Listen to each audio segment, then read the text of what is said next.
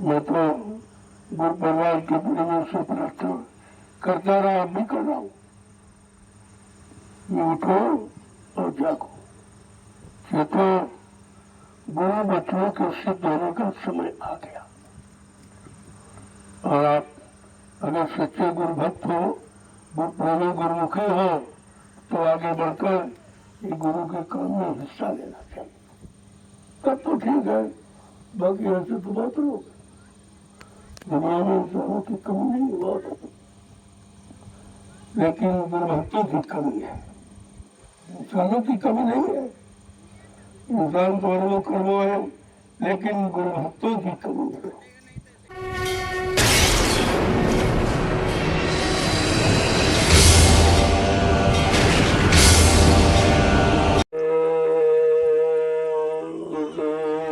जय गुरुदेव,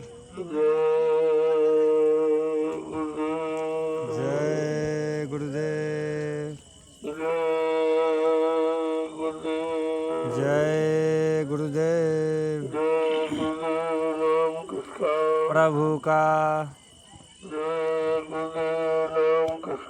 प्रभु का, प्रभु का, प्रभु का प्यारा नाम। जय गुरुदेव। रात्रि परमात्मा संधान सेवा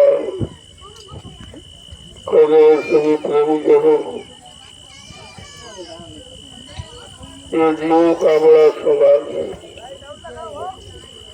जिनको ये परमात्मा संधान सेवा का अवसर मिला।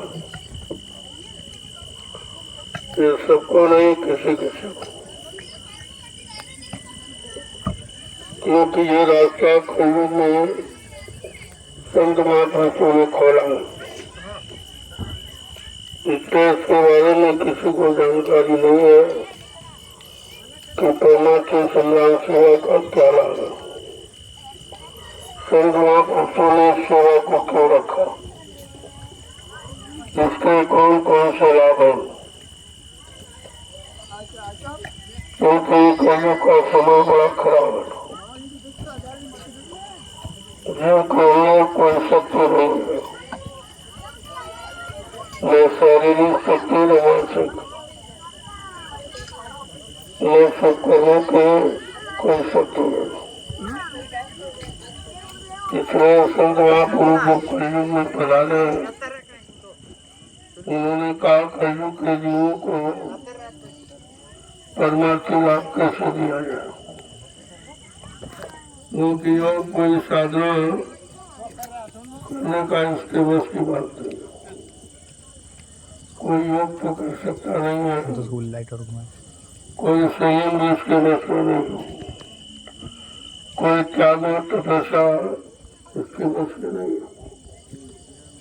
तो संत महापुरुषों ने कलयुग के जीवों को लाभ देने के लिए ये नवीनतम रास्ता निकाला है, परमात्मा संग्राम सेवा। जब ये सेवा करेंगे तो शरीर और इंद्रियां ये पाक साफ होंगे, क्योंकि जो भी आपने अच्छा बुरा किया वो शरीर से किया, और मन बुद्धि चित्त को लगा के किया, इसलिए गंदगी उन्हें पर, और उनकी गंदगी को हटाना ये किसी की बस की बात नहीं। जब तपस्या करने वाले तपस्वी अपने मन पर कंट्रोल नहीं कर तपस्या करके नहीं कर पाए, योगियों ने योग साधना करके मन पर कंट्रोल नहीं कर पाया, और सारी शक्तियों ने मार का ढूंढा क्योंकि मन पर कंट्रोल नहीं कर पाया, तो कब्रों का ये गंदा कमजोर जो अल्पायु अल्पज्ञ है, ये कैसा करेगा। अब कईयों में संत पधारे, उन्होंने जीवों को घर पहुंचाने का वादा किया, यानी अपने वादे को ये कैसे पूरा करेगा। उन्होंने जीवों को परमात्मा से लाभ देने के लिए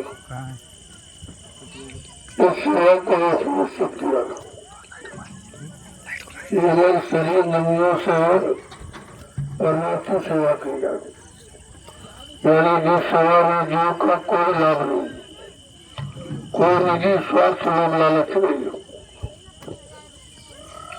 आप सेवा कर रहे हो लेकिन आपको कोई निजी लगाव नहीं हो। पूजा जाए तो प्रेम का कभी आदेश मिला, आदेश के अलावा आपको कोई निशाना नहीं हो। और जो शरीर इंद्रियों से करोगे उसको तो लाभ मिलेगा, जैसे बीमारी है, परेशानी है, दुख तकलीफ है, ये आपको कम हो जाएगी। और जैसे भूत प्रेत ये परेशान कर रहे हैं, ये भी कम हो जाएगा। और जो भी सेवा आप करोगे उस सेवा से जो व्यवस्था बन रही है, जैसे आगे आने वाले समय में लाखों लाख लोग इस धरती पर आएंगे, इसी धरती पर बैठकर सिमरन नाम भजन करेंगे, यानी नाम की साधना करेंगे, सत्संग सुनेंगे और सेवा करेंगे। ये लाभ कितने लाखों लाख लोगों को, यही आपका परमात्मा लाभ। कहने का मतलब ये है इस सेवा के बारे में किसी को जानकारी नहीं, इसीलिए हिंदुस्तान में आप कहीं चले जाओ, चाहे राजनीतिक हो चाहे धार्मिक, ये सेवा कोई नहीं करा, किसी को सेवा का लाभ नहीं मालूम। ये तो संतों को मालूम, ये संतों की निजी मौत जीवन पर है कि भाई इसको कमजोर है, इसको कैसे लाभ दिया जाए। तो उन्होंने कहा भाई शरीर इंद्रियों से जो आपने बुरा और खराब और पाप जो कर डाला, इतना जिसका ढेर तो ढेर है, जिसके कारण कोई जीवन से जा नहीं पा रहा, क्योंकि काल माया के देश में नियम है, जब तक जो उसके कर्म करने का भुगतान नहीं करेगा वो किसी को यहाँ से निकलने नहीं देगा। यही बंधन है, इस बंधन को कोई नहीं तोड़ पाया। बड़े बड़े राजा महाराजा बादशाह धनी मानी सब वर्तमानी आज भी लड़कों के परे उनको कोई बता नहीं पा रहा। तो बड़ा गहन विषय है, इस पर क्या विचार किया जाए जो कभी रहा नहीं है। ये संत महापुरुषों के निजी मोह और दया हम सब जीवों पर हो रही हो। उन्होंने एक ऐसा रास्ता खोल दिया है जिससे जीवों को परमात्मा लाभ मिल सके। तो आज आप जो भी कर रहे हो वो अपने बाल बच्चों के लिए नहीं, वो अपने निजी मान सम्मान के लिए कर रहे हो। मैं कोई सेवा से मजदूरी की इच्छा है, इसको कहते परमात्मा सेवा। किसी तरह का कोई लोभ लालच कुछ अंदर में न रह जाए, इसे परमात्मा कर्म कहते हो। और ये किसी किसी को समझ में आ रहा, जो कभी रहा नहीं है, कहीं पढ़ा नहीं है, तो जानेंगे कैसे। लेकिन जो दया कृपा से आ गए हैं वो एहसास कर रहे हो, कितने तरह की बीमारियां कम हो गई, परेशानियां कम हो गई, लड़ाई झगड़े कम हो गए। सबसे बड़ा लाभ जो मन बड़ा चंचल, एक मिनट चैन नहीं लेता है, लेकिन इस सेवा में कहीं नहीं जा रहा। एक ही निशाना है कि हमको 100 डलियां पूरी करनी, केवल उसी में लगा हुआ। मन को एकाग्र करने का कितना अच्छा तरीका,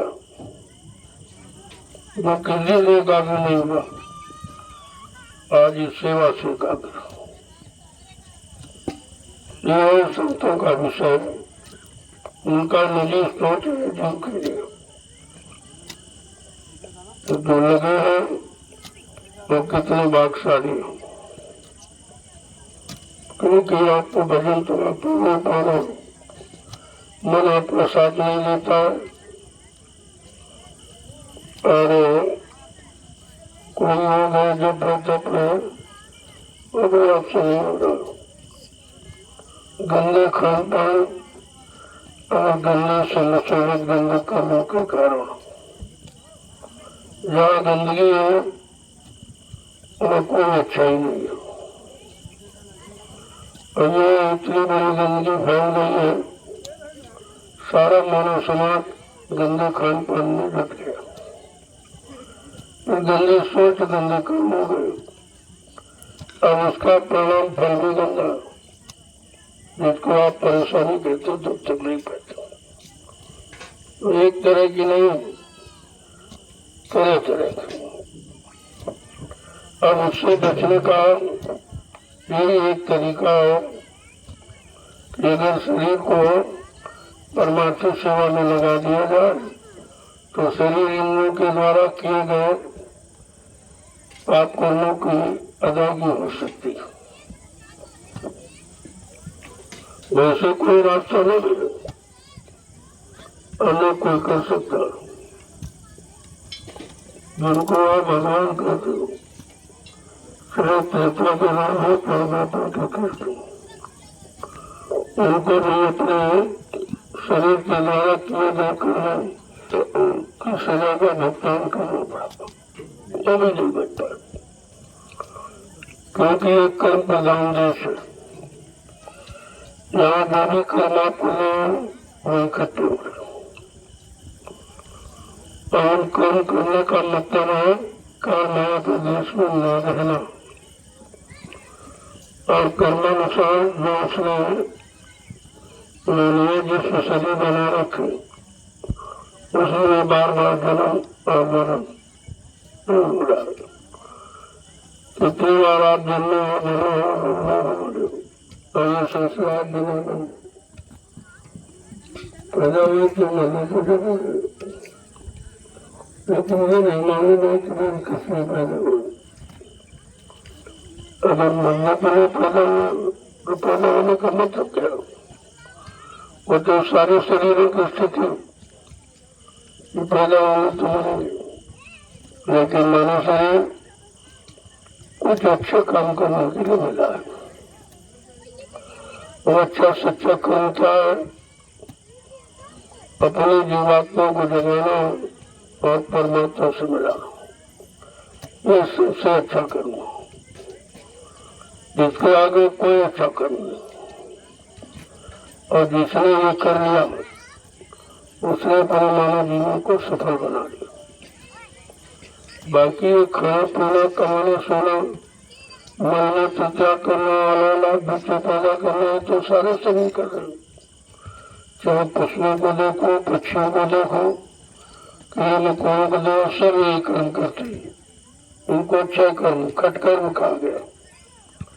आहार निद्रा भय मैथुनस्य, खाना पीना सोना कमाना मलमूत्र त्याग करना और लाभ बच्चे पैदा करना, ये सारे शरीरों का कर्म, सारे कर्म और ये सभी करते।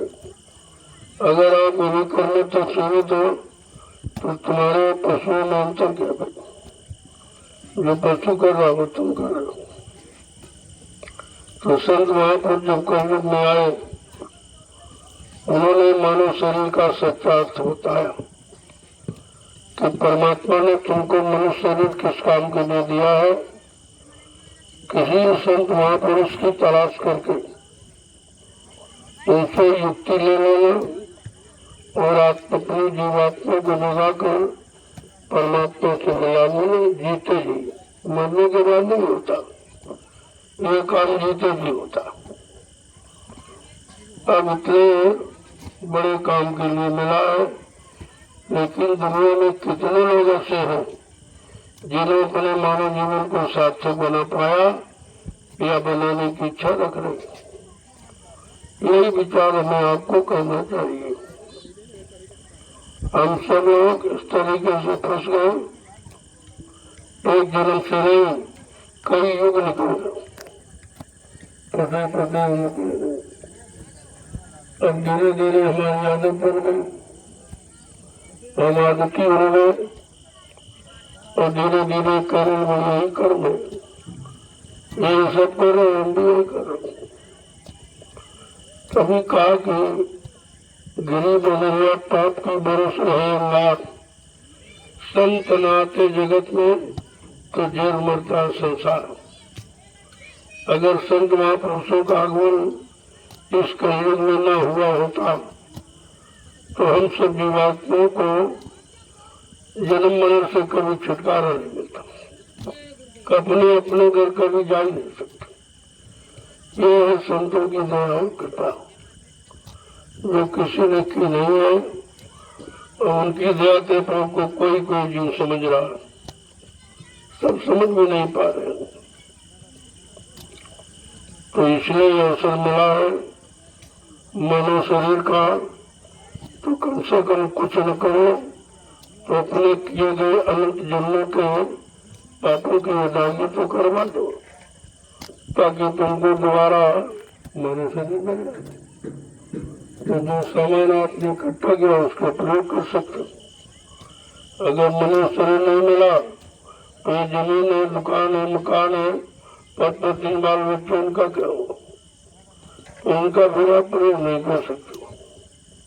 बात को पहले समझो। अगर अपने द्वारा संचित किए हुए कर्मों का लाभ लेना चाहते हो तो इस मानव जीवन के बारे में संत महापुरुषों की तलाश करनी पड़ेगी, जिनको मानव जीवन का अर्थ मालूम है। ये मानव शरीर, ये पंचभौतिक शरीर आपको परमात्मा ने किस काम के लिए दिया, उस काम की जानकारी करो। खाना सोना कमाना तो सभी कर रहे हैं, सबके बाल बच्चे हो रहे, ये कोई खास काम नहीं है। लेकिन जो मानव शरीर जिस काम के लिए मिला और जिसको मानव शरीर की प्रशंसा लिखी है कि बड़े भाग मानुष तन पड़ा सूर्य दुर्लभ शुद्ध ग्रंथन, बड़े भाग्य है जिनको मानव शरीर मिला। देवी देवता भी देवलोक में बैठकर मानव शरीर की कामना करते, एक बार मनुष्य शरीर मिल जाए, मृत्युलोक में आने का सौभाग्य, और मानव शरीर के जानकर संत महात्मा फकीर में और वो दया करके नाम की युक्ति दे दे, नाम की कमाई दे दे और अपनी शक्ति और बल प्रदान कर दे। हम सब कलयुग के जो बहुत कमजोर है, बहुत भोगी विलासी है, कोई किसी तरह की शक्ति सामर्थ्य नहीं है, तो उनकी दया चाहिए। अब दया से तो मिलती नहीं, कोई भौतिक सामान तो है नहीं दया जो आपको ऐसे मिल जाए या खरीद लो, वो तो उनकी कृपा पर निर्भर है। और वो कृपा पर करेंगे जब उनके आदेश हुक्म का पालन करोगे, उनके वचनों को अपने जीवन का आधार बनाकर जीवन को चलाओगे, निकालोगे, तो उनकी दया हो जाएगी। और दया हो गई तो काम बन गया। जहाँ पर दया वही सतगुरु की, वही हुए निहाल, और बाकी फंसे काल की जाल। जिन पर वक्ते मुर्शिद समय के सतगुरु की दया कृपा हो गई, वो तो अपने आप को निकाल लिया और बच गए काल माया की मार से, अन्यथा ये सब इसी में फंसे रह गए। ये कितना बड़ा सौभाग्य का समय है, तो आपको संत महापुरुष मिल गए, वो भी बिना बुलाया। आपने उनको बुलाया नहीं है, आपको तो मालूम नहीं है कहाँ है, कौन है, उन्हें कैसे पुकारा जाए, बुलाया जाए, तो कुछ भी तो मालूम नहीं है। इसलिए संत महापुरुष अपनी निजी दया कृपा करने के लिए जीवों के लिए मृत्यु मंडल पर आ गए। न किसी ने उनको भेजा है, न यहाँ से उनको कोई ले जा सकता। और जो उन्होंने जीवों के प्रति संकल्प लिया है कि मैं एक अच्छे सच्चे समाज का निर्माण करूंगा, एक ईमानदार चरित्रवान समाज का निर्माण करूंगा, और बिना इस काम को किए मैं मानव शरीर को छोड़ के नहीं जाऊंगा। चाहे इस काम को पूरा करने के लिए हमको 400 वर्ष क्यों न रहना पड़े। ये संकल्प उनका, और सृष्टि में ऐसा किसी ने संकल्प नहीं दिया है जीवों के लिए, जीवात्मा के कल्याण के लिए। देखो कितनी बड़ी हमदर्दी है, लेकिन ऐसे हमदर्द को, ऐसे सुचिंतक रहने को हम आप पहचान नहीं पाए। जो हमारे लिए आया, हमारी जीवात्मा के कल्याण के लिए आया, हम सब जीवों को पाप करने से बचाने के लिए आया, हम उसी को पहचान नहीं पाया। ये जीव की कितनी बड़ी अज्ञानता है कि अपने हमदर्द को नहीं पहचान पाए। बाकी तो कोई हमदर्दी कर ही नहीं सकता, किसी को अधिकार ही नहीं है। उनको जो कर्म करने का अधिकार दिया गया नहीं करेंगे।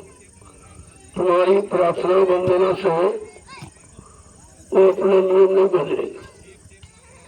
ये दया का जो जीवों पर करते हैं तो केवल संतों को अधिकार दया करने का, माफी करने का। जो भी आपने बुरे पाप कर्म किए उनको माफ करने का अधिकार सृष्टि में केवल संत महापुरुषों को, किसी को नहीं। और आपने पहचाना नहीं ऐसे सम्राट मालिक को जो भूमंडल पर पहली बार आया। ये बार बार नहीं आते, और आए इसलिए कि जो और जीवों से फंसा पड़ा है, अभी तक अपने घर में पहुंचा। तो कहते लाग दिया कोमल से संता, तो संतों के हृदय में दया उठी। उन्होंने अपना सत्यलोक मंडल छोड़कर इस मृत्यु मंडल पर हम सब लोगों को काल माया के कर्म बंधनों से निकालने, छुटकारा दिलाने के लिए आ गए और अपना काम शुरू कर दिया। लेकिन कितने लोग उनको पहचान नहीं, कितने लोग जान रहे कि हमारा हमदर्द कोई नहीं इनके सिवा, क्योंकि ये काम पर कर नहीं सकता। बुरे पाप करने से माफी को दिला नहीं सकता, तो अधिकार किसी को नहीं है। इतना बड़ा काम करने जो सृष्टि में आया हो, हम लोग उनको पहचान नहीं पाए। हमारी आपकी बुद्धि में इतनी प्रकार सफाई निर्भरता नहीं है कि उनकी दया कृपा मेहरबानी को देखकर हम उनको अपना बना लें या वो हमारी बन जाए। ऐसी भी कोई युक्ति हमारे पास नहीं है। लेकिन फिर भी उनकी मौज देखिए कि हम लोग उनके काबिल नहीं है, तो फिर भी दया कर रहे हैं। ये उनकी निजी मौज है, इसमें कोई किसी तरह का तर्क वितर्क नहीं कर सकता। वो निजी मौज है। वो कैसे जीवन को ले जाए तो किसी को क्या मालूम, और कैसी दया किस पर कर दे ये भी कुछ नहीं मालूम। उनकी मौत के आगे कोई कुछ कर नहीं सकता। उनको सब तरफ से जीवों को जगाकर घर पहुंचाने का पूरा अधिकार है, और उसी अधिकार का उपयोग कर रहे हैं। लेकिन हमने आपने कभी अधिकार पढ़ा नहीं था, कभी लिखा पढ़ी नहीं, किसी ने कहा नहीं, क्योंकि जब कोई आया ही नहीं तो बताता कौन। न सतयुग में आए, न त्रेता, न द्वापर में, और न 5,500 कलयुग के नगर में। संत तो अभी आए हैं, लगभग 750 वर्ष पूरे होने जा रहे जब से कबीर साहब आए।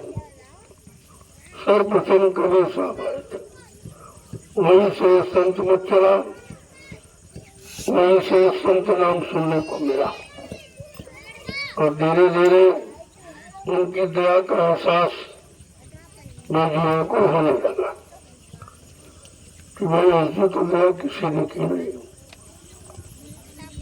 उनकी क्या मौज है, क्या इच्छा है, किस जीव पर कैसे खुश हो जाए तो कोई नहीं जानता। ये तो उनकी निजी खुशी है और किसको क्या दे दे भी नहीं कोई जान सकता और उनको दिया हुआ कोई वापस नहीं कर सकता। वो जिस पर दया कर दे वो दया को कोई काट नहीं सकता। ये सब व्यवस्था हमें आपको ध्यान में रखनी चाहिए, तब तुम दया के पात्र बन पाओगे और उससे दया ले सकते हो। ऐसे तो आपको मालूम नहीं उनके पास क्या है। उन्होंने तो मानव तन धारण किया है तो आप सोचते हमारे जैसे हाथ पर नाक कान मुंह वाले हैं, लेकिन ये तो मनुष्य शरीर की पहचान है।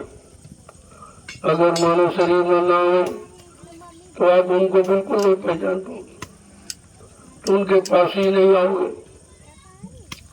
तो कहा जीव उदाहरण मानव तन धारा, जीवन के उद्धार के लिए वो मानव शरीर धारण किया है नहीं धारण किया।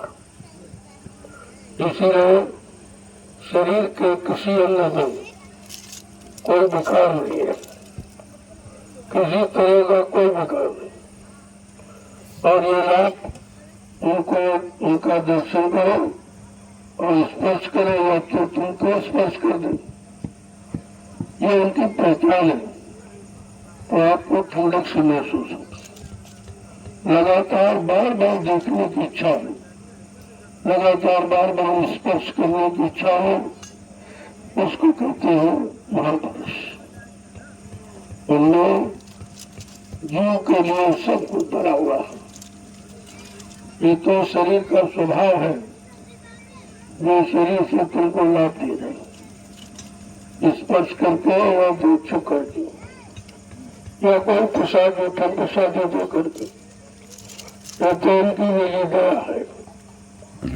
ये सब पहचान है कि संसार में मानव शरीर सभी धारण किए हैं और वो भी मानव शरीर में आ जाए तो तुम कैसे पहचानोगे? जो तुम्हारे पास कोई पहचान तो है नहीं। तुम तो वही कहोगे भाई तो हमारे जैसे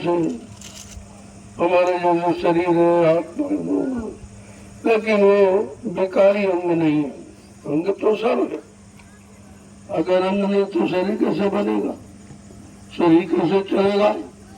लेकिन वो विकारी अंग नहीं होती, उनमें कोई विकार, काम का, क्रोध का, लोभ का, मोह का, अहंकार का, ईर्ष्या, राग, द्वेष का, ये गंदगी उनमें नहीं होती। इससे बिल्कुल पाक सामने पवित्र होते हैं, तभी जीव को पाक सामने पवित्र बना सकती। जो स्वयं गंदा है वो तुम्हारी गंदगी कैसे निकालेगा? जो स्वयं भोला भटका है, जो दूसरे लोगों में बेकारों में फंसा, वो तुमको कैसे निकालेगा? ये सब पहचान है और ये पहचान अपनी की नहीं, तभी आप धोखा खा जाते हो।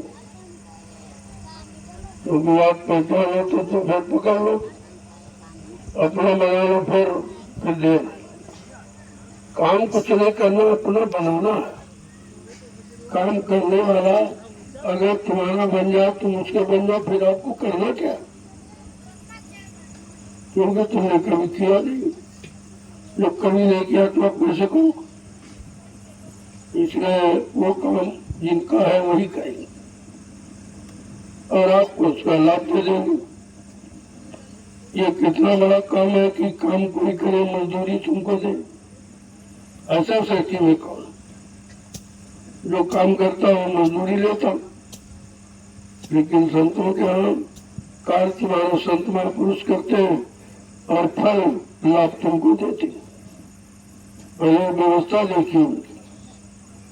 जब तक ऐसे भाव विचार आपके अंदर नहीं आएंगे तो आप पहचान नहीं पाओगे। उनकी पहचान शरीर इंद्रियों नहीं है, उनकी पहचान है उनकी दया, उनकी कृपा, उनकी मेहरबानी। यही हमें आपको सोचना चाहिए। जब सदगुरु दाता देवों के पास आप गए तो आपको तो आपको कोई पहचान नहीं थी। तो क्या है, क्या देते हैं, उनके पास क्या है, कुछ नहीं मालूम था। जब धीरे धीरे उन्होंने अपनी दया का विस्तार किया और दया के घेरे में आपको लाके खड़ा किया और अपनी दया का एहसास कराने लगे, तो धीरे धीरे धीरे धीरे जीव समझने लगा कि अचानक ही कहाँ से लाभ आ गया। तो हमारे में कोई भाव नहीं था, कोई भक्ति शक्ति नहीं थी, तो ये लाभ कैसे हो गया। तब कहता ये उनकी दया है, उन्होंने अपनी दया दे दिया। अपनी दया से हम सब गंदे कमजोर जीवों का काम बना दिया। ऐसे हमें आपको उनकी पहचान करनी चाहिए और अपना ये बिगड़ा जो लोगों का छोटा काम ये पूरा हो गया। बस यही एक लक्ष्य और निशाना हमारा आपको होना चाहिए। ये भोली भटकी जीवात्मा एक युग से नहीं कई युगों से तमाम सचिव तेता द्वापर खंडों में करता ये बेचारी यही पड़ी है, अभी तो घर नहीं जा पाई। इस भोली भटकी बिछड़ी जीवात्मा का काम हो जाए, इससे बड़ा कोई काम नहीं, इससे बड़ा कोई चमत्कार नहीं और इससे बड़ी कोई दया नहीं है। संत महात्मा कोई चमत्कार नहीं करते, कोई नाटक नहीं करते, कोई दिखावा नहीं करते। सबसे बड़ा चमत्कार उनका कि जीवात्मा को जगाना और परमात्मा से मिलाना, ये सबसे बड़ा चमत्कार। और इस चमत्कार को जब भी आप समझ पाओगे तो उनके करीब कुछ भाव भक्ति का विचार लेके और विचार सोचो, ऐसे आप समझ नहीं पाओगे। बच्चों को लगाया धर्म के दो थप्पड़ नुकसान करने के, इनको लाने की यहाँ जरूरत नहीं है। आवश्यक हिदायत कर दूंगा, कोई काम नहीं, कोई सेवा नहीं। भंडारे पर बोझा बनते हो, जो रोटी बनाते हो उनसे पूछो, ऐसी गर्मी में भट्टी के आगे बैठना ये तपस्या से 1000 गुना बड़ी तपस्या है, इससे बड़ी कोई तपस्या। और उसमें तो स्वार्थ, इसमें कोई स्वार्थ भी नहीं, केवल एक सेवा भाव। चलो हमारा शरीर सेवा में लग रहा, लोगों की उनकी सेवा जो सेवा कर रहे हैं उनकी सेवा रोटी की हो जाए तो उस सेवा का हमको भी कुछ लाभ मिल जाएगा। इसलिए तो हमेशा ध्यान रखिए, अभी से अगले कार्यक्रम में कोई औरत बच्चे बच्चे लेके आने आएगी, ज्ञान की जरूरत नहीं है तो साधना की जरूरत। इसीलिए मैं साधना शिविर 1 महीने का लगा रहा हूँ, उनमें बिल्कुल शांति रहे, एकदम व्यवस्था बदली आपको मिलेगी, बहुत सख्त।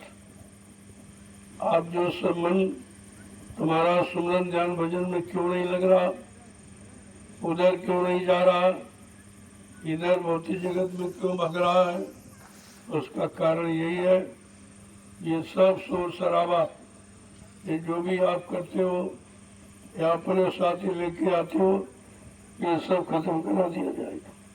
जिनको भजन करना है, सत्संग वचन सुनकर अपने मन को शांत करना है, वही आएंगे। बाकी अपने घरों में रहो, वहीं भजन भजन करो। आश्रम में वही आएंगे जिनको इसकी जरूरत है, क्योंकि धीरे धीरे समय जा रहा है, जो कुछ करने वाले उनका भी कुछ नहीं। क्योंकि उसमें शराबा वाले आ जाते, ऐसे बच्चे लेके यहाँ भीड़ लगा देते, जो न सुमरन ध्यान भजन करने देते, न सत्संग सुनने देते, न सेवा करने देते। फिर इन बालकों को क्यों नहीं, तो बालक है, इनको क्यों लाए? जब तुम समान सुरक्षा नहीं कर सकते हो तो फिर इनको यहाँ लाने की जरूरत नहीं। ये विरोध नहीं है, ये तुम्हारे लिए समझौती है, क्योंकि ऐसे वैसे भी तुम नहीं कुछ कर पा लो और ये झगड़ा झंझट साथ में लेके आते, तो ये ऐसा नहीं। इन बच्चों का संस्कार क्यों खराब करते? इन पर लाखों लोगों का अन्न जो भंडारे में आ रहा, जिससे रोटी बनती, इन बच्चों को क्यों खिलाते हो? तो कोई सेवा करते नहीं। अभी से इन पर कर्जा लाद रहे हो, आगे इनका क्या होगा? तो अपने बच्चों का भविष्य नहीं देख रहे हो। जब तुम्हारे बस का नहीं है, तुम अपना नहीं बना पाए, अपने मन को शांत नहीं कर पाए, जिन बाल बच्चों का सुधार तुम क्या करोगे? इसलिए कुछ कार्यक्रम ऐसे होते हैं जिनमें पाकशाह-जीवों को बुलाया जाता है, जिनके मन बुद्धि चित्त पाकशाह निर्मल पवित्र, वो भजन करेंगे, साधना करेंगे और वही परमार्थी जगत पर चल सके, वही सफलता पा सके। इसलिए अब बहुत सोच समझ कर यहाँ चलने की जरूरत है। चाहे जितनी भीड़ हो, बिल्कुल कुछ शोर नहीं आपको सुनाई देगा। ऐसे लोगों की जरूरत है। अब वो भीड़ भाड़, अब मेला नहीं लगाना, अब मेल सिखाना है कि आपस में मिलजुल कर तुम कैसे रहोगे, एक दूसरे के काम हो। तुम्हारे में भी तो ये कुछ है नहीं, कहने को सत्संगी भाई और करते निर्दिन रोज लड़ाई। तो आपस में झगड़ा करते हो तो तुम किसी के झगड़े झंझट को कैसे निपटा सकते हो? ये संत मत है, ये प्रेम प्यार मोहब्बत, ये सेवा दया सदाचार, परमात्मा की यादगार, माँ बहन बेटी बहू की तरफ पहचान का मत है। ये भौतिक जगत वाला नहीं है जो जी चाह जहाँ मन दौड़ा दिया, जी चाह वो खा लिया और पी लिया और दृष्टि से भला बुरा देख लिया, कर्म से भला बुरा सुन लिया, वो विषय यहाँ नहीं है। संत मत बिल्कुल अलग थलग, शरीर इंद्रियों से नहीं, आत्मा से काम। जो आत्मा में जो परमात्मा ने एक आंख, एक कान, एक नाक दे रखा, उसका तो अभी शुरुआत नहीं हुआ। जब शुरुआत नहीं हुआ तो काम कैसे आप करोगे? कर नहीं पाओगे। तो इसलिए एक मौका, जो 1 महीने का, श्रावण के महीने में, श्रवण माने कानों से सुनना, ये महीना भजन का है। कानों से सुनना, ऊपर से कौन सी आवाज आ रही, जिस आवाज को पकड़ कर सारी सुरते रूहें जीवात्मा वो तो मंदिर पर उतारी गई। जब तक वो आवाज खोलने वाला कान और पकड़ाने वाला महापुरुष नहीं मिलेगा, तब तक हमारा आपका काम कोई नहीं कर सकता। अपने आप को समझो और महापुरुष को अपना बना लो, तो ये बिगड़ा काम ठीक हो जाए। ये काम हम सबको करना। हम सब बिल्कुल नए, कुछ नहीं जानते। कभी ये मत समझो कि हम पुराने, नित्य नया अपने आप को समझो, तो कभी अहंकार गर्व गुमान घमंड नहीं आएगा किसी तरह का। और यह संत मत में बहुत जरूरी। अगर गुमान घमंड नहीं गया, काम क्रोध मदलोक की जब तक मन में खान, गोस्वामी पंडित मूर्ख हो दोनों एक समान। सच्चे साधक के अंदर ये बिल्कुल नहीं होना चाहिए। और इस गंदगी से हम सब लोग अभी भरे हैं, निकाल नहीं पाए, लेकिन जो प्रेमी निकालने का प्रयास करते वो भी सौभाग्यशाली, कम से कम लगे तो है। अब जब लगे हैं और चल रहे तो किसी न किसी दिन अपनी मंजिल को पा जाएंगे, और जो चला ही नहीं है वो कैसे पहुंचेगा। एक एक वचन को बड़े सावधानी के साथ, केवल सुनने का विषय नहीं, करने का विषय बनाकर अपने मन को पकड़ाओ। मन ने भौतिक जगत के ऐसे साधनों को पकड़ रखा है जिसके कारण आध्यात्मिक वचन उसके समझ में नहीं आ रहा, उनको नहीं पकड़ पा रहा। और हमें आपको मन को आध्यात्मिक वचन पकड़ाना, जो संत महापुरुषों ने समय पर जिन वचनों को उच्चारण किया है उन वचनों को अपने मन को पकड़ाना है, ताकि ये मन की आदत बदल जाए।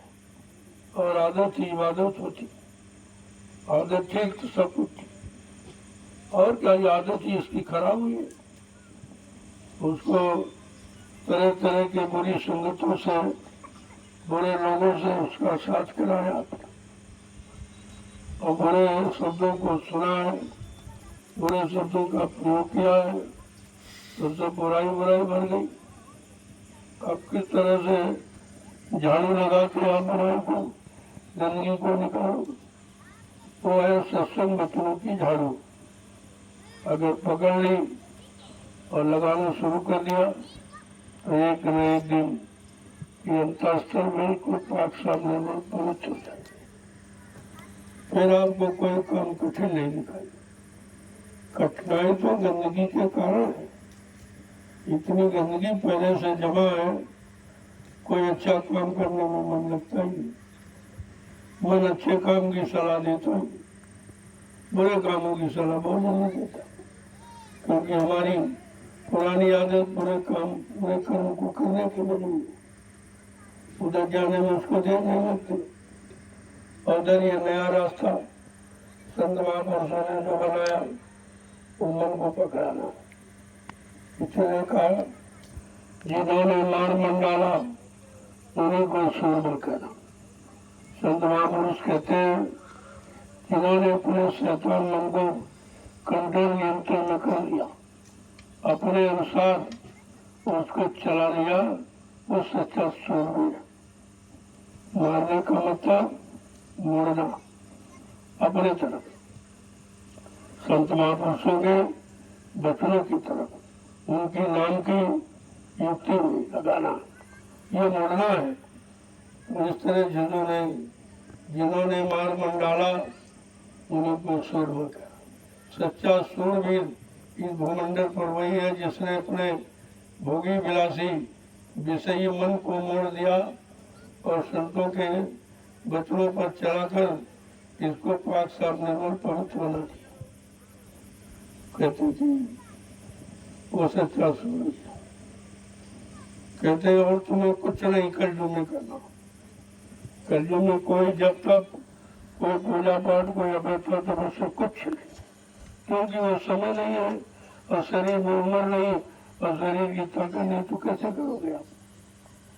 तो इसलिए कलयुग में जितने पिछले साधन उनका संतों ने बहिष्कार कर दिया, उन सबको तलाशी दी कि कलयुग के जीवों के बहिष्कार यह साधन पिछले युगों का नहीं है, क्योंकि वो शरीर को मन और मन की ताकत, इंद्रियों में संयम त्याग मारा और अच्छा खान पान, ये उसमें कुछ है नहीं, अच्छा कर्म, लिहाजा वो कर्म जीव से नहीं कमाए जा सकते, नहीं किए जा सकते। तो संतों ने कहा अरे तुम कुछ मत करो, न तपस्या के पीछे न योग भोग के पीछे, अब तुम शैतान मन के पीछे पड़ो और इसको संतों के वचन से मोड़ो। और नहीं कोई मोड़ सकता, संतों के वचन ही ऐसे हैं जो इसको हर तरफ से बचाकर सुरक्षित कर देंगे। कहा कि इसको मोड़ो, पढ़ो तुम इसी के पीछे और सभी जतन तजना। अब कोई शारीरिक इंद्रियों वाला यत्न आपको कुछ करना ही नहीं, केवल सबका ध्यान आपने किया, राज का, पाठ का, धन का, दौलत का, औरत का, बच्चों का, इन सब का ध्यान किया, कुछ बना आपका काम बिगड़ गया, किसी में आप फंस गए, तो सदगुरु क्या कह रहे हैं कि इन सब का नहीं, गुरु का ध्यान कर प्यारे, बिना इसके नहीं छूटना। अगर छुटकारा चाहते हो, इन सब से बचना चाहते हो, अपने जीवात्मा को घर पहुंचाना चाहते हो, तो तुम इसी शैतान के पीछे पड़ जाओ। इसी मन को कंट्रोल, नियंत्रण में, मन को गुरु वचनों में लगाकर, गुरु के द्वारा दी हुई नाम की साधना में लगाकर, जो मन तो भजे गुरु का नाम। अब आपको जबान से नहीं उच्चारण करना है, मन से। जब मन से नाम लोगे, मन को नाम के जपने में लगा दोगे, तो इसका भगना, इधर उधर दौड़ना बंद हो जाएगा और आप ये करते नहीं हो। जबान से करते करते मन खाली हो जाता, या तो भाग जाए या तो नींद आ जाएगी। तो इससे काम लो, जो ज्यादा भग रहा हो इधर उधर, उसको काम में लगा दो, उसका भगना बंद हो जाएगा। तो हमें आपको काम में लगाना मालूम नहीं था, और जिन लोगों ने बगैर गुरु के काम में लगाया, बेचारे फेल हो गए। यहाँ से भागकर जंगलों में चले गए, गुफाओं में बैठ गए, वहाँ भी ये मन शैतानी करता रहा, वहाँ भी मन से इनको छुटकारा नहीं मिला, और मन ने इनको वहाँ से भटका बरमा दिया और फिर इनको फंसा दिया। लिहाजा संतों ने पूरा अनुभव किया कि आखिरकार इस शैतान मन को कंट्रोल, नियंत्रण में कैसे किया जाए। तो उन्होंने कहा, मन तो भजो गुरु का नाम है। मन, अब तो जो गुरु ने नाम दिया, जिस नाम से तेरा काम होगा, उस नाम को तू भज, जप उसको, तो क्या होगा, मन को काम मिल जाएगा। और जब काम मिल गया तो इसकी शैतानी खत्म हो जाएगी। काम नहीं दोगे तो खाली मन शैतान का घर, जिसको खाली रखोगे तो फिर ये पुरानी आदतों में, गंदे खान पान, गंदे कर्मों में, पिछले भोगों में फिर चला जाएगा। तो इससे अगर इसको लगाना चाहते हो तो मन से कहो, तू गुरु के द्वारा दिए नाम को भज। तो गुरु ने तुझे नाम का आधार दिया है, जिनसे तेरा काम होगा, उन नामों को तू भज। जब मुंह से नहीं बल्कि मन से नाम का उच्चारण करने लगोगे, मन को आधार मिल जाएगा, तो अपने काम में लग जाए, क्योंकि उसको काम चाहिए। अब काम देना आपको मालूम नहीं है। आप सरल देखो कैसी सरल युक्ति निकालते, मन तो भले गुरु का नाम। कहा कि जो शरीर पर तो घमंड कर रहा है, एक दिन ये भी खाली हो जाता, ये भी खत्म हो जाएगा, इसको भी जला दिया जाएगा। जिस शरीर पर तू गरुड़ गुमान घमंड कर रहा और लोगों में फंस गया, ये शरीर में एक दिन तेरे काम नहीं आया, फिर तू क्या करेगा। इस तरह से जिनको अपने मन को ठीक करना है, वो एकांत में बैठकर चिंतन करते हैं कि मन को किस तरह मोड़ा जाए और किस तरह गुरु के वचनों पर चलाया जाए। गुरु के द्वारा दी हुई नाम की युक्ति हिम्मत से ये कैसे उसको जपे, कैसे मतलब सुमरन ध्यान भजन करे, ये युक्ति। इस युक्ति में हमें आपको अपने मन को लगाना, क्योंकि हम सब आप गंदे हैं, हम सब आप नए हैं, कुछ जानते नहीं, अज्ञान जी अज्ञानी जीव है, मानो तो कुछ है नहीं। लेकिन सत्संग वचनों को सुनकर अपने में सियानापन होना चाहिए। जब वचनों के आप में सियानापन आ जाएगा, यानी जानकार हो जाओगे, तो धीरे धीरे अपना काम बना लोगे। ऐसे लोगों ने अपना काम बनाया और ऐसे बिगड़े लोग ठीक हो गए। ऐसा नहीं है, बिगड़ा ही तो ठीक होता, लेकिन ठीक होने का निरंतर प्रयास करें। केवल भाषणबाजी से नहीं, किताबों से नहीं ठीक हो। किताबों पढ़कर कोई महात्मा बनेंगे आजकल, किताबें महात्मा नहीं बनेंगी। वो तो महान आत्माएं जो आई है देश के उद्धार कल्याण के लिए, वो मिलेंगे। वो अपनी महान शक्ति व्यक्त के द्वारा जीवन को मानता प्रदान करेंगे तब मान हम आप बन पाएंगे। ऐसा नहीं कि बस की बात नहीं है। और इसीलिए भारत भूमि पर इसीलिए हुआ कि जीवों को महान बना दिया जाए, इनसे कुछ देश का, समाज का, परिवार का, इंसानों का काम करना दिया जाए। अच्छा तो एक अच्छे समाज का निर्माण हो जाए और लोग अच्छे हो जाए और सबको सुख शांति मिले और सब बैठ कर घर गृहस्थी परिवार में भगवान का भजन करे। उद्देश्य तो ये होना चाहिए। संत मत का उद्देश्य है प्रभु प्राप्ति, आत्मा को जगाना, परमात्मा से मिलाना और मन को सत्संग वचनों को सुना कर इसको मोड़ना और इसको नाम में जोड़ना। यह सब काम हमें आपको करना है और करना चाहिए। अगर संत मत में कुछ सफलता प्राप्त करनी है तो आपको यह सब काम करना पड़ेगा, ऐसे नहीं होगा। किताबों से कुछ नहीं होगा।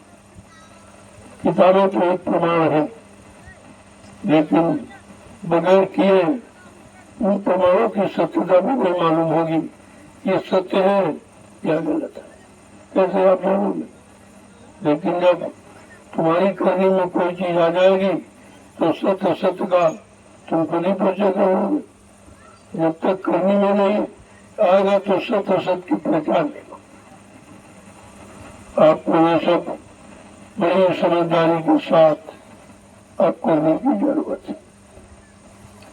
आपका ये जय गुरुदेव अध्यात्म ज्ञानाश्रम जो नैमिषारण्य की पावन पवित्र धरती पर महापुरुषों की दया से ये निर्माण किया गया।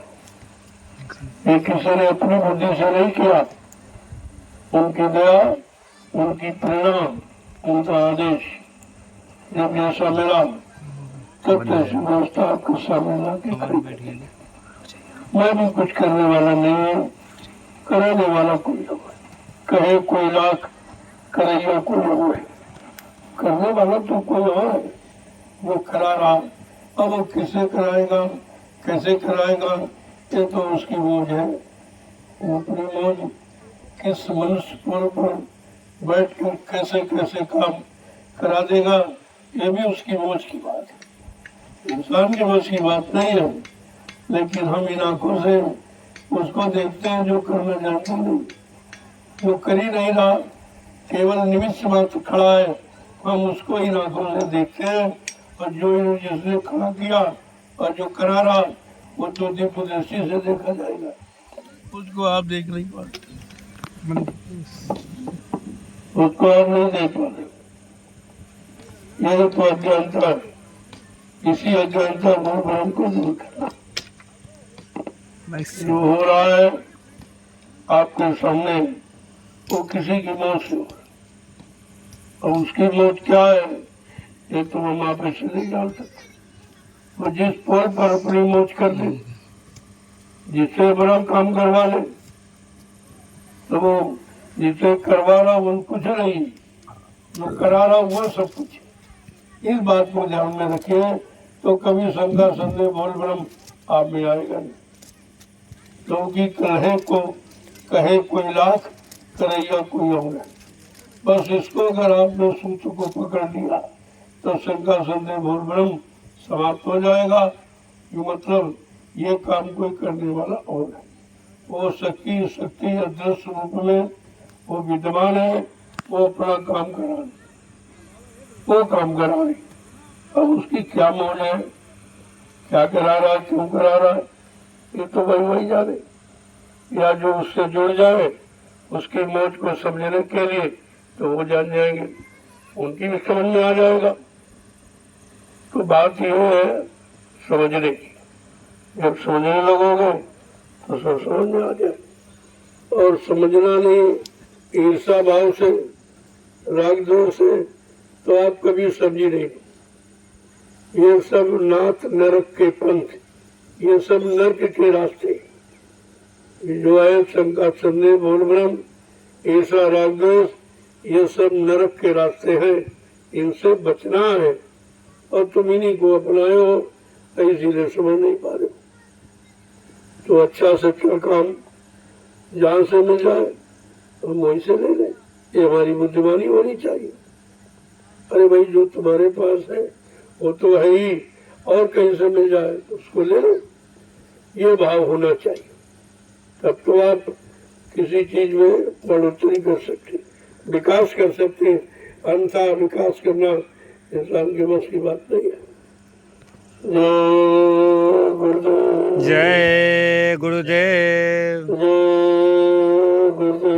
जय गुरुदेव। परमात्मा का रास्ता बड़ा सरल, बहुत कठिन है। अगर समझ में आ गया तो बहुत सरल, और उलझ गए, शंका संदेह निंदा आलोचना में फंस गए तो बहुत कठिन हो। और यही तुम कर रहे हो। अरे निंदा आलोचना की जगह अच्छाई सच्चाई को क्यों नहीं पकड़ते? निंदा करने वाला कभी अच्छा नहीं होगा, बुराई करने वाला कभी सच्चा नहीं हो सकता। ये तो नियम है कुदरत का। अगर अच्छा बनना है तो अच्छाई करो, अच्छाई सीखो, अच्छे लोगों का साथ करो तो तुम अच्छे हो जाओगे। और अगर बुरे बनना है तो बुराई करो और बुरे लोगों के साथ। संगत गुलाम संगत गुर जाए, ये तो निश्चित है। लेकिन समझ में जीव प्रेम भी नहीं आया। वो अपने प्रेमियों की बुराई करता, वो तो सबसे खराब, उससे ज्यादा खराब कोई नहीं। जो अपने सत्संगी भाई की, गुरु भाई की बुराई करे वो तो सबसे निकृष्ट, उससे खराब दुनिया में कोई। और टाट वाली की बुराई की तो नकली टाट वाली। ये तो बहुत बार आपको सत्संगों में बाबा जी ने बताया, लेकिन तुम्हारे पास सत्संग का वचन ही नहीं है तो तुम सुनोगे क्या? और सुनकर अपने आप को या अपने मन को समझाओगे क्या? जो समय निकल गया वो तो चला गया, क्या मिला? भी निकला गया। बुराई करते करते, निंदा करते करते सारा समय निकल गया, कुछ मिला आपको? और अब करोगे तो क्या मिलेगा? समय जा रहा, ये समय आपको फिर मिलेगा नहीं। इसलिए जो समय मिला है इसमें अच्छा काम करो, सच्चा काम करो।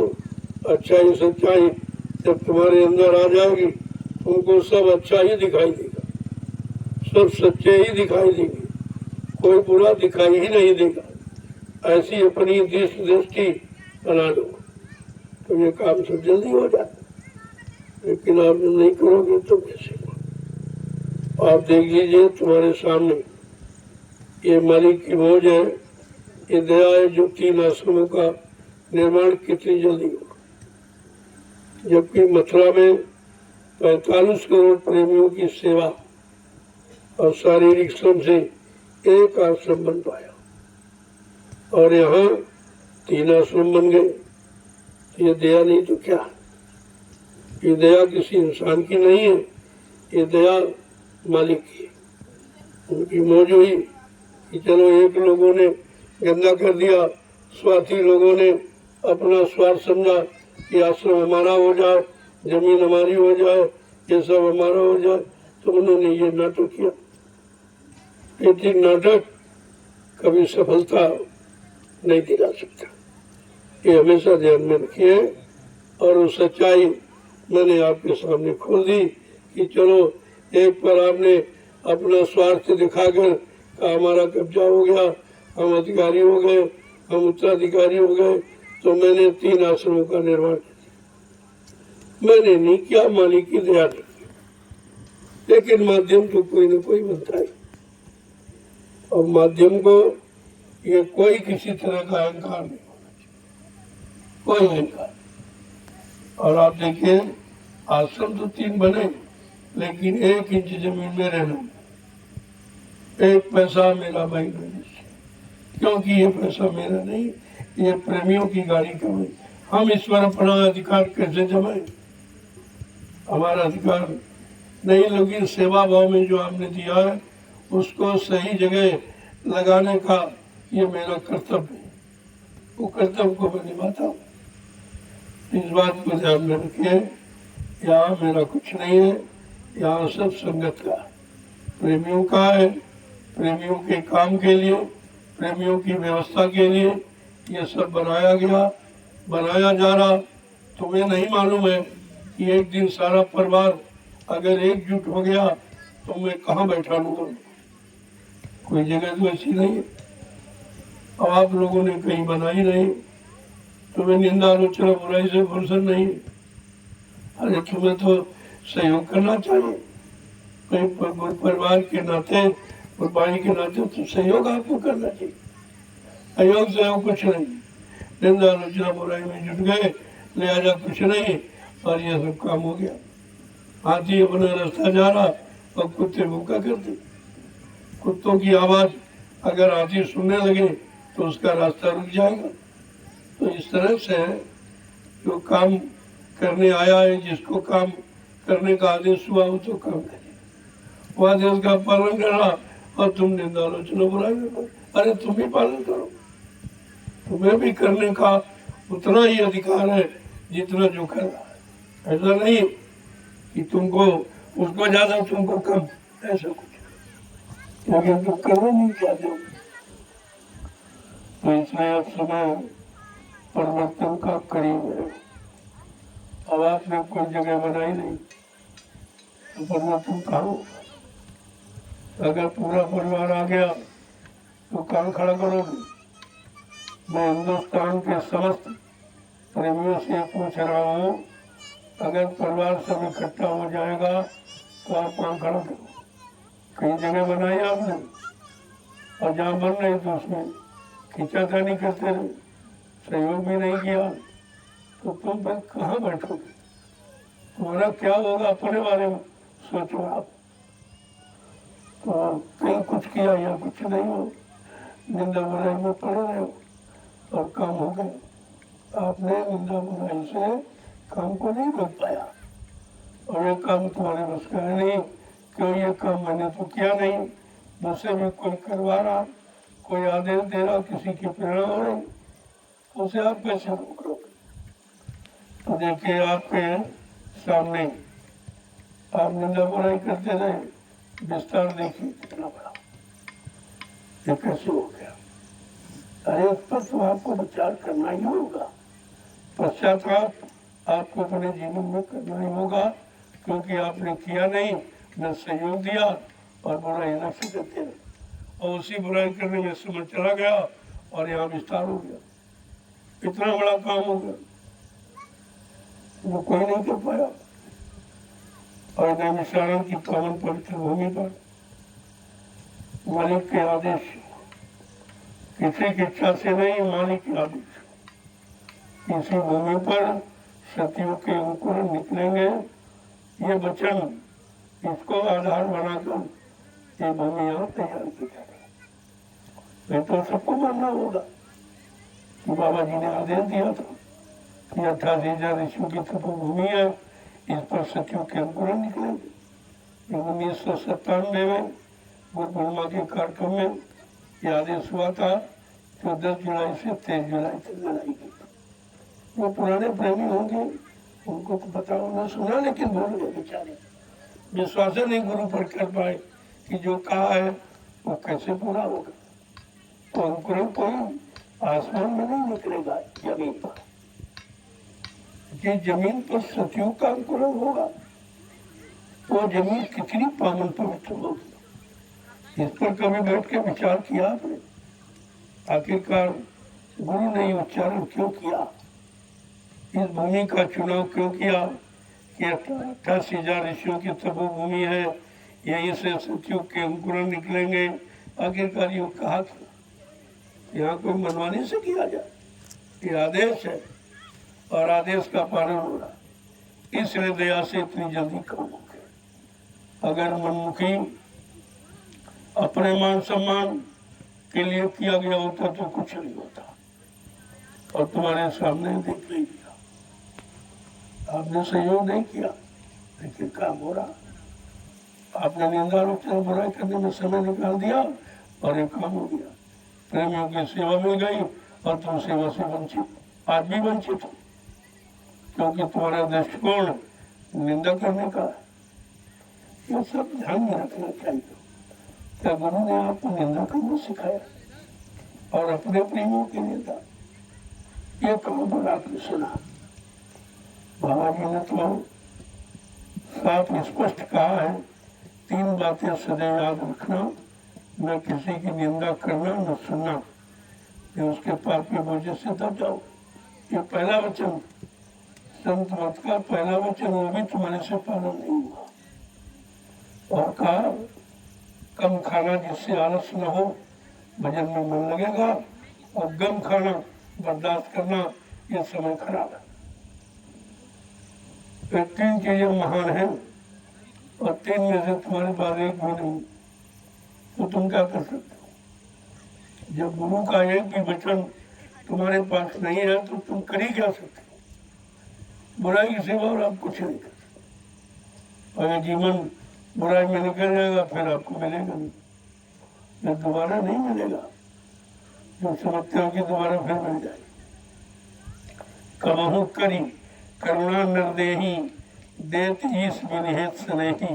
कभी कभी करुणा निधान, कृपा दया मेहरबानी करके ये मानव अनमोल मंदिर हमें आपको दे देता कि जाओ अब की बार किसी संत महापुरुष की तलाश करके अपने घर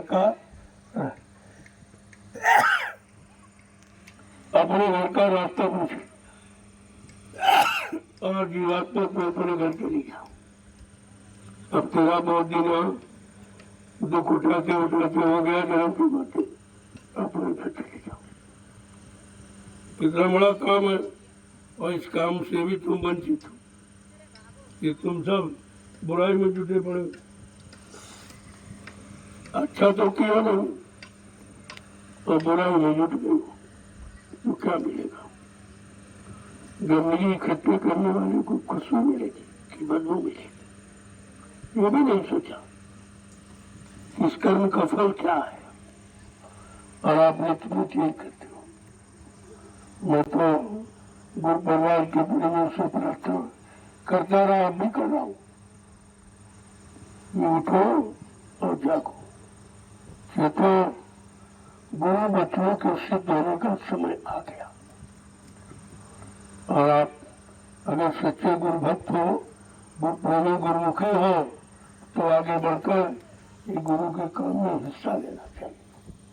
तब तो ठीक है, बाकी ऐसे तो बहुत लोग दुनिया में इंसानों की कमी नहीं, बहुत है, लेकिन गुरुभक्तों की कमी है। इंसानों की कमी नहीं है, इंसान तो अरबों खरबों है, लेकिन गुरुभक्तों की कमी है। गुरुभक्त कौन है, इस पर आपको विचार करना चाहिए।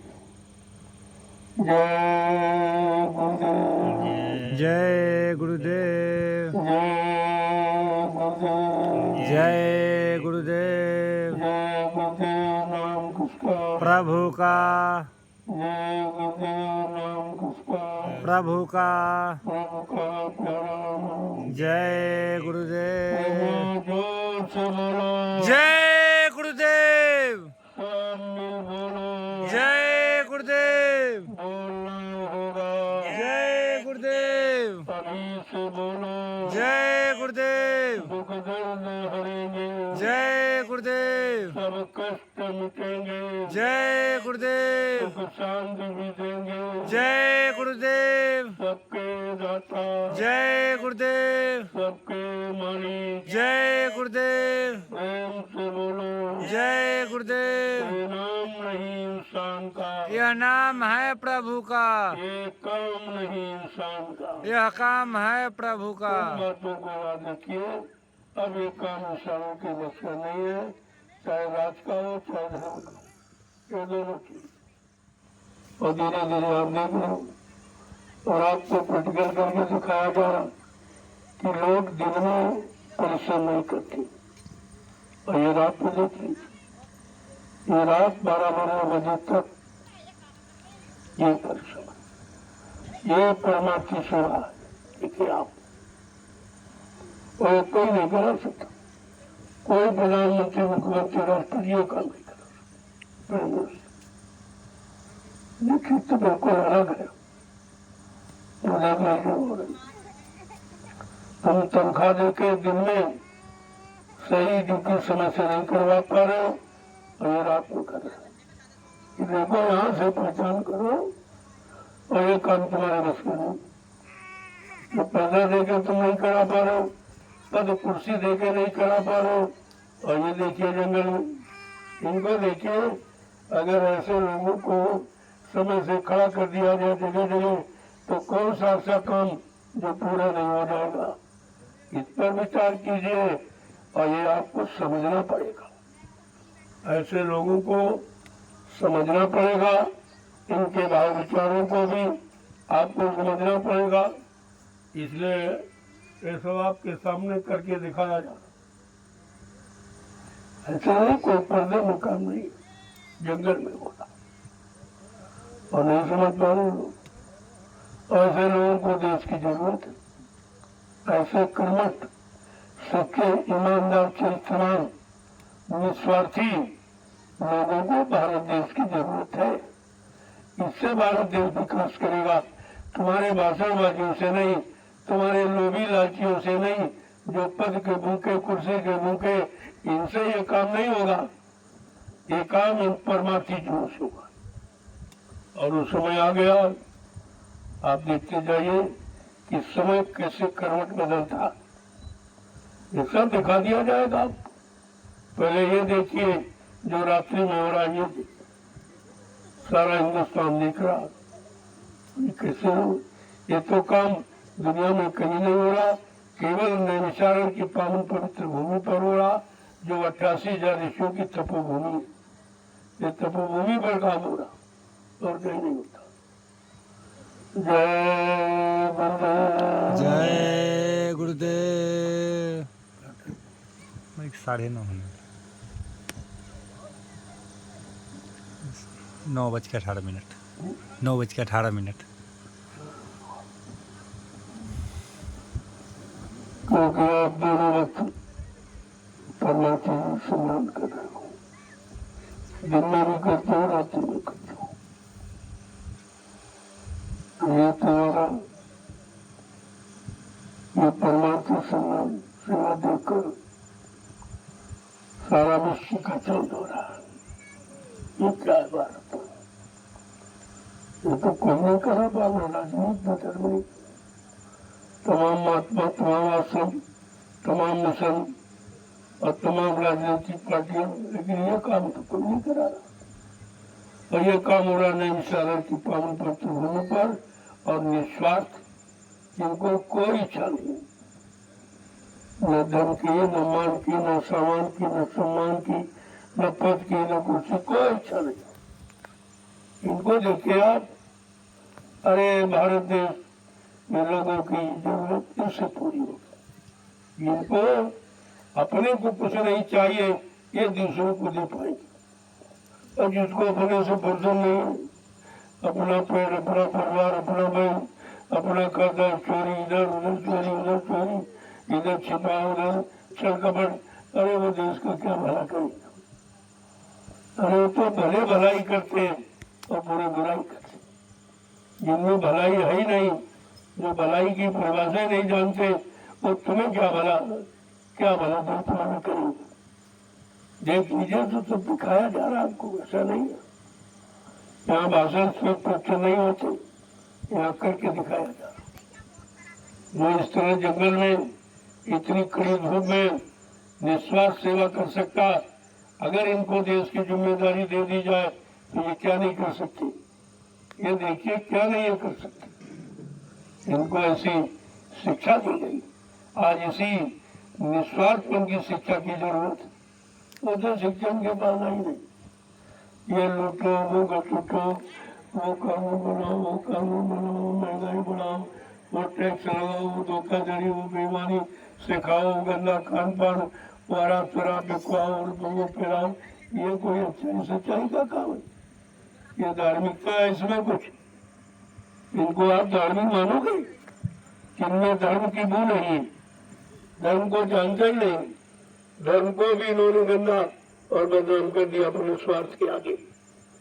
इसलिए अब देश को अच्छे सच्चे चरित्रवान शाकाहारी सदाचारी ब्रह्मचारी लोगों की जरूरत है। उसकी आवश्यकता है। और ये तैयार किए जा रहे देख लो आप, ये तैयारी हो रही है। देश को चलने की जरूरत पड़ेगी आगे, और तब तक ये तैयारी हो रही है।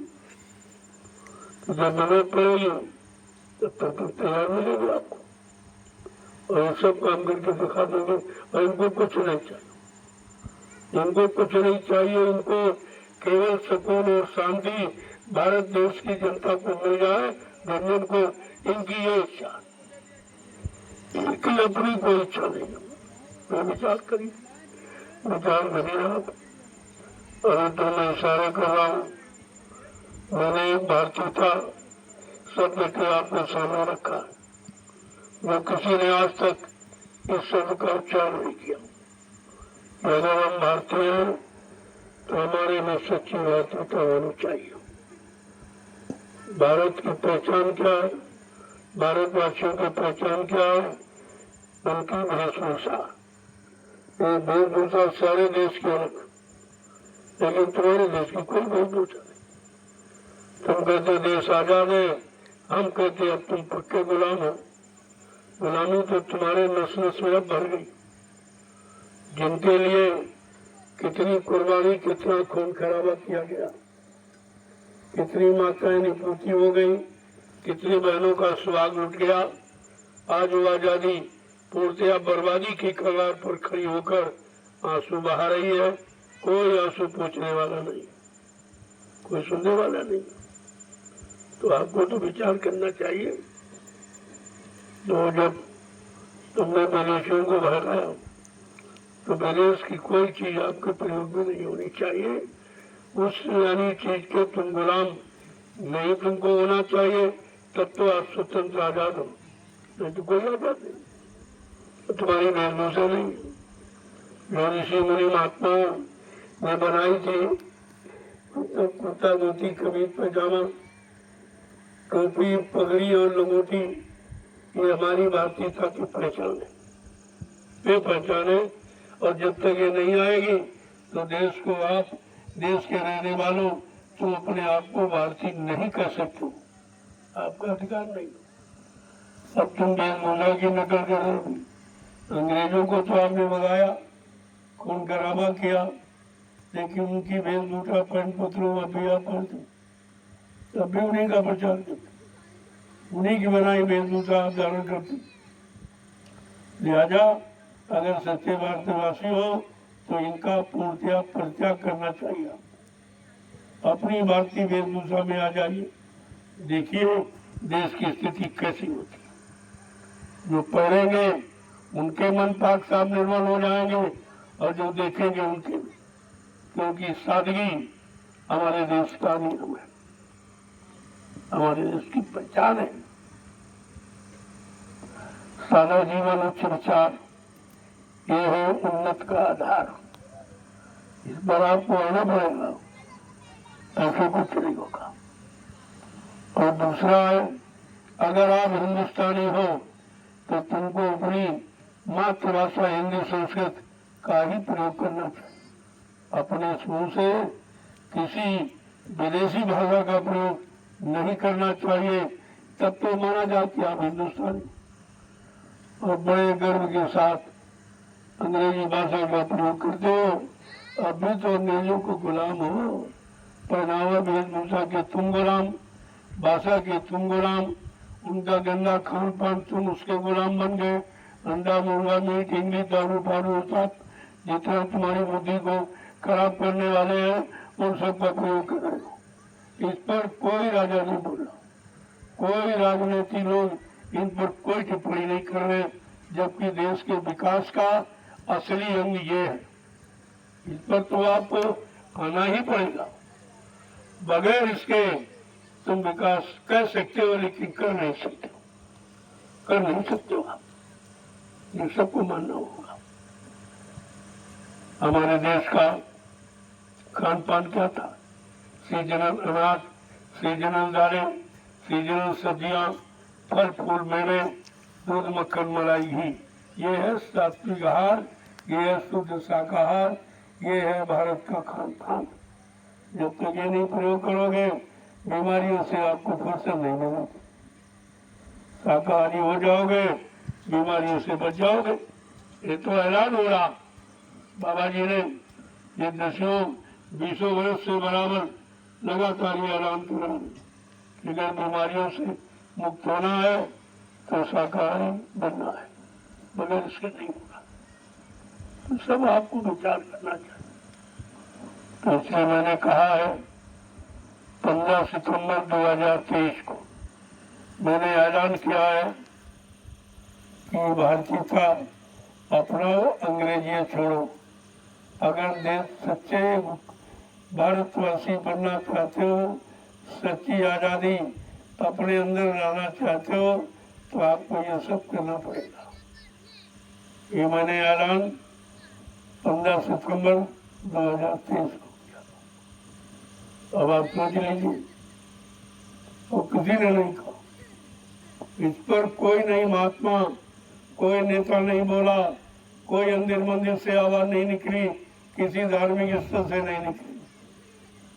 जो मैंने 15 सितंबर 2023 को कहा था, ये अंग्रेजी छोड़ो, भारतीयता अपनाओ, ये मूल मंत्र है भारत का, और आपको अपनाना पड़ेगा, नहीं तो कल बगैर इसके सच्चे सुख शांति आ नहीं सकती। आपस में प्रेम प्यार मोहब्बत आप ला नहीं सकते। तुम्हारे भाषणों से नहीं आएगा, करनी से आएगा, और करनी जब तुम्हारे में नहीं है तो तुम देश की जनता में वो करनी कैसे ला सकते हो। इसलिए ये देश भाषणों का नहीं है, ये देश है करनी का। करनी करो तब कुछ बनेगा काम। जय गुरुदेव, जय गुरुदेव। लोगों प्रेमी कितनी लगन के साथ निस्वार्थ सेवा कर रहे। ये निस्वार्थ शब्द किसी के पास नहीं, न कोई कर रहा न कोई करवा पाएगा। जब तुम्हारे में नहीं निस्वार्थ भावना तो तुम लागू कैसे करो। तुम्हें स्वार्थ की भावना में ही देश सेवा करनी तो किसी कोने से शुरू कर दो। क्या चुनाव, क्या कुर्सी, क्या पद, ये काम करेंगे, सेवा करेंगे। ये सेवा करेंगे और किसी ने विचार नहीं किया, क्योंकि सब उसी में जुटे पड़े। सबका एक ही मात्र उद्देश्य है, कुर्सी, पद, मान सम्मान। काम नहीं, मान सम्मान। बात तो काम की है, और काम के लिए आप कितना खर्चा करते। सब लोग काम ही करना चाहते, तभी तो कहते हम करेंगे, हम करेंगे, हम करेंगे, सब यही कहते।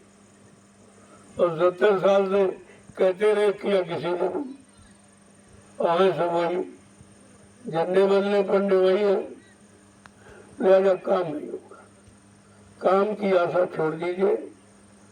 इसलिए गोस्वामी जी महाराज ने रामचरितमानस में स्पष्ट रूप से कहा, बहुमत तीमत बालमत बिन नरेश का राज, सुख संपदा को कहे जान बचे बड़भाग। कितना स्पष्ट कहा है कि भारत देश में एक समय ऐसा आएगा बहुमत मिलेगा, एक समय ऐसा आएगा स्त्री का राज होगा, एक समय ऐसा आएगा एक लड़के का राज होगा, एक समय ऐसा आएगा बिन नरेश का राज, कोई राजा नहीं होगा, किसी में हमदर्दी नहीं होगी, किसी के प्रति अच्छा सच्चा भाव नहीं होगा। और तो ऐसे यानी बिन नरेश के राज में कहा, सुख संपदा को कहे जान बचे भाग। सुख और समृद्धि की बात को छोड़ दो, तो अपनी जान बचा लो, तुम्हारे यही मंत्र। जान बचाना मुश्किल हो जाएगा। ये संतों की वाणी है, ये रामचरितमानस में। ये श्री राम का नाम लेने वाले श्री रामचरितमानस को बिल्कुल मानते ही नहीं, कतई है विशद नहीं मानते। उसमें तो लिखा है, इनके लिए सख्त हिदायत है, जो राजा बनेगा या राज करेगा, अगर उस राजा के राज में प्रजा दुखी है, वो राजा नरक में जाएगा। क्या ये नहीं पढ़ा? अरे रामचरितमानस ही श्री राम है, और श्री राम ही रामचरितमानस है, ये क्यों नहीं मानते? बड़ा साफ लिखा, क्या सुराज प्री प्रजा दुखारी, और स्वर्ण पवस नरक अधिकारी जिसके राज में प्रजा दुखी है वो राजा नरक में जाएगा। तो कहाँ की तुम्हारी तैयारी? अरे कितने दिन राज करोगे? अंततः नरक में हजारों वर्षों के लिए जाना पड़ेगा। इससे आप बरी नहीं हो सकते। सब कुछ कर सकते हो लेकिन इससे बच नहीं सकते हो। ये तुम्हारे अधिकार में नहीं। महात्माओं ने हमेशा सचेत किया। वो डराते धमकाते नहीं, वो निंदा आलोचना बुराई के दृष्टिकोण से नहीं, वो समझाने के दृष्टिकोण। जब जो राज पर संकट आया, इतिहास उठा के देखे, उस समय के महात्माओं ने सही रास्ता बताया। महाभारत अभी आप रोज देखते हो, उसमें कोई नहीं बोला। जब अन्याय हो रहा है, पाप हो रहा, कोई नहीं बोला, किसी की हिम्मत नहीं बढ़ी थी। लेकिन नहीं, उस समय बोलने वाला था कौन? महात्मा विदुर। ये महात्मा का काम है और किसी का काम नहीं कि राजा को गलत रास्ते से रोकना, देश को संकट से बचाना, बचाने की युक्ति बताना। ये महात्माओं का कर्म आदिकाल से रहा और आज भी किया जा रहा। मानो न मानो ये तुम्हारी बात है, लेकिन वो अपना काम जरूर करते ताकि कोई ये नहीं कह सकता अरे भाई कोई बताने वाला था नहीं, कोई इशारा करने वाला था नहीं, तो खुलेआम आपको हो रहा। तो सोचना पड़ेगा आपको। जय गुरुदेव, जय गुरुदेव। अब धीरे धीरे जो लोग थक चुके हो बैठे हो तो पसरा ले गया, बाकी आप सेवा करिए। वो तो ऐलान इसका लाभ है कि मतलब एक दलिया पर एक माला, तो बहुत बड़ा लाभ ये है। ये देखिए कैसा अनोखा तरीका सुमिरन का। एक दलिया आप लिखो, ये परमार्थी सेवा है, उसमें कोई स्वार्थ लोभ लालच नहीं है, इसलिए इसका इतना बड़ा लाभ है। तो जितनी ज्यादा डालोगे तुम्हारा हो जाए।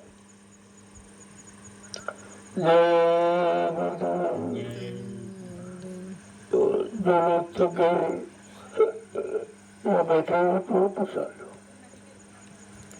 बाकी जो करे अपना अच्छी बात है, वो अपना करते रहे। ये तो जितना करोगे उतना तुम्हारा होगा। संत मत नगद मजदूरी देता है, यहाँ उधार नहीं होता, नगद। जितना करोगे उतना लाभ आपके हाथ में। इसलिए यहाँ कोई शंका संदेह की बात नहीं की जाती। तो स्पष्ट है सामने आपके।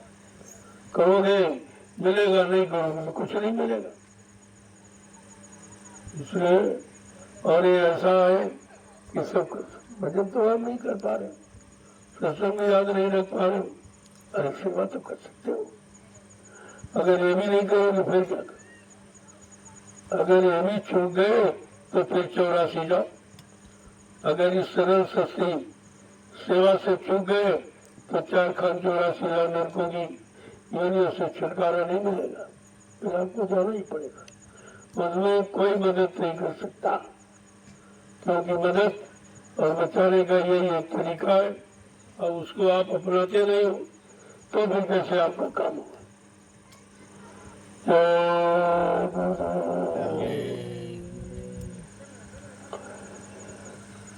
तो आगे जीवन रक्षक गुरु पूजा महान पावन पर्व होने जा रहा। तो सारे हिंदुस्तान में गुरु के नाम से यह पूजा है, सभी धर्मों के लोग करते हैं। सारे धर्मों में को लोग अपने अपने गुरु को याद करते हैं। गुरु की महिमा का ये दिन है कि हमारे जीवन में गुरु का कितना बड़ा महत्व है। बिना गुरु के हम कुछ कर ही नहीं सकते, आगे बढ़ ही नहीं सकते, विकास कर नहीं सकते, सबको सुख शांति दे नहीं सकते। ये गुरु का काम। अभी लोगों ने गुरु को दाढ़ीवाल समझा, मैं मेरा कपड़ा समझाते हैं बाकी मैंने, अरे गुरु माने ज्ञान होता है। तो आत्मिक ज्ञान का दाता भंडार है इसके पास, वो गुरु है जो अपनी जीवात्मा को जगाकर परमात्मा से मिला दे। वो तुम्हारी जीवात्मा को जगाकर परमात्मा से मिला सकता है। वो इसमें तुम्हें मंदिर में गुरु बनने का अधिकारी है, ऐसे नहीं गुरु। इसलिए गोस्वामी महाराज ने मना किया है कि सब कुछ करना लेकिन गुरु मत बनना, ये सबसे खराब है काम। क्यों? हरे शिष्य धन शोक न हरई और सो गुरु घोर नरक में पड़े। गुरु कौन है? जो शिष्य के संगा संगे भूल भ्रम को दूर कर दे, उसको आत्मिक उन्नति करा दे, वो तो गुरु बनने का अधिकारी। नहीं तो का उन्नत तो जितने जीवों को बहका दिया, चेला बनाया केवल दान दक्षिणा मान सम्मान सामान के लिए, ऐसा गुरु रो घोर नरक में गया। कितने हजारों जन्म नरकों में रहना पड़ेगा। इसलिए शिष्य बनने का अधिकार, भक्त बनने का अधिकार हमें आपको है, गुरु बनने का अधिकार नहीं है। और न यहाँ कोई गुरु बन सकता। वो कहने के लिए तुम किसी को कह दो बातें गलत, तुम्हारी आस्था है, तुम्हारी श्रद्धा, उसको रोका नहीं जा सकता, लेकिन वो कभी गुरु नहीं बनता। वो तो कह रहा तो शिष्य भी नहीं, अभी शिष्य भी नहीं बन पाए। अगर शिष्य बन जाए तो मेरा सौभाग्य हो जाए, वो कभी नहीं कहते। जितने लोग आए जिनको काम करने के लिए उतारा गया, उन्होंने अपने आप को कभी कुछ नहीं कहा, न मैं गुरु हूँ, न संत, न सदगुरु। मैं तो बहुत छोटा सा सेवक, सेवा करने का अधिकार मिला, सेवा के अलावा कुछ नहीं। अब जिनका काम बन जाता है वो जाता है, वो अपनी आस्था विश्वास के अनुसार कुछ भी नाम रख ले, कुछ कह दे तो उनकी बात है, लेकिन वो कभी अपने मुंह से कुछ नहीं कहते। यही तो उनकी मानता है। वो यहाँ बनने नहीं आए, लोगों को बनाने आए, जगाने आए। उनको तो जीवात्मा को जगाकर परमात्मा से मिलाने आए। वो यहाँ कुछ बनने नहीं आए, न संत बनने, न सदगुरु, न गुरु, कुछ, केवल सेवा। जीवात्मा जगा दे, घर पहुंचा दे, इससे बड़ी कोई सेवा नहीं। ऐसे सेवक को हम आप समझ ही नहीं पाते। उन्होंने अपने आप को सेवक कहा है और तुम कहते हो ये है, वो है, वो है। तुम्हारी आस्था है, उनके मुंह से आप कभी नहीं सुनोगे ऐसा, न कभी ऐसा करें। जय गुरुदेव। अब आप लोग प्रसाद देते, जो प्रेमी सेवा करना चाहते, हमारी तरफ से 25 डलिया 20 आपकी, 5 हमारी, क्योंकि हम तो कोई सेवा कर नहीं पा रहे, हम तो बुढ़े हैं, हम सेवा नहीं हो पा रहा। तो 5 हमारी डाल दो, 20 अपनी डाल, 25 डाल करके आप सेवा को पूरा कर, फिर आप प्रसाद ले लीजिए। जय गुरुदेव।